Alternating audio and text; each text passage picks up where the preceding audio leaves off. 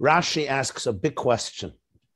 And his question is as simple as it is profound. If your child has committed a grave, grave error, a real big aveira, a serious sin, there's a mitzvah to educate your child. There's a mitzvah for every Jew. As the Rambam discusses at length in Hilchos Deis, Perek Vav, it's a mitzvah to talk to somebody, to confront mistakes, to confront wrongdoings, not to be tolerant of negativity, of behavior that is immoral, unethical, against the will of Hashem. When do you talk about it? You talk about it after it happened. So Rashi asks a question. Reuven committed something that certainly relative to his level was inappropriate. When did Yaakov decide to talk to Reuven about this? And the answer is on his deathbed. You know how many years transpired between the event and Yaakov addressing the event? 47 years. A half a century, Yaakov didn't say a word. Asks Rashi, why? Why? And you know what Rashi's answer is in the beginning of Parshas Dvarim? Unbelievable.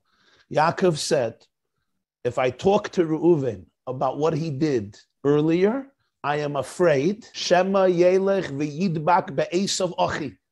Reuven is going to say, bye-bye, Tati, bye-bye. I'm going to Esav. I have a Mizrach seat by Esav. I'm going to get Shlishi, Shishi, Mafter Yoina, guest of honor. I could be Rosh Yeshiva by Esav. So Yaakov was quiet for 50 years, not saying a word to Reuven because he felt that if he says this to Reuven, he's going to lose the boy. He's going to go to Esav. Who is he? He's not going to go to another yeshiva. He's not going to go to another Rebbe. So Yaakov decided, I'm not saying a word. So somebody asked me, this is what Rashi says in the beginning of Dvarim. He quotes it from Medrash Rabbah Dvarim. So somebody asked me a question. He said, Rabbi YY, I don't understand. When Yaakov says it at his deathbed, Reuven could also go to Esav.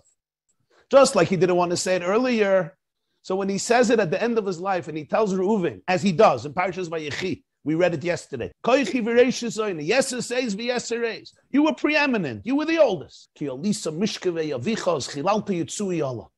But you were impetuous like water, and therefore you lost these great privileges because of what you did. You violated the intimates, the privacy of your father. Now he can also run away to Esav. He can also run away. So somebody in Shul said, at this point, Reuven was already an elderly man. He had girls in seminary. He had Einiklach to marry off. Well, he's going to go run to Esav. Okay, cute.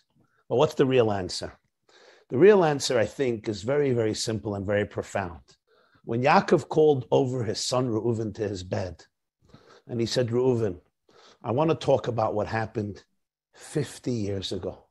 And Reuven thought to himself, Ribono Shalayla, my father was quiet for 50 years. He did not say a word to me. Why? Why? Because he felt that this may compromise our relationship. This may make me feel dejected. I don't belong in this family. I'll have a much easier life by Esav. I'll have a much more luxurious, and I'll have much more respect and love by Esav.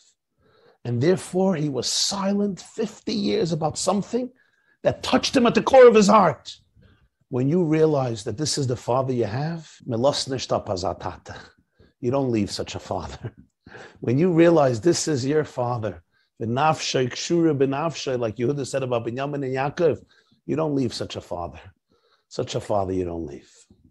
And I think that this captures the essence of what so many of us need to understand so desperately. All teichecha in the world, all chastisement in the world, all education in the world, all musar in the world, as beautiful, as holy, as vital, as important, as sacred, as divine as it is. The Yesod HaYesod is the foundation underlying everything is attachment, connection.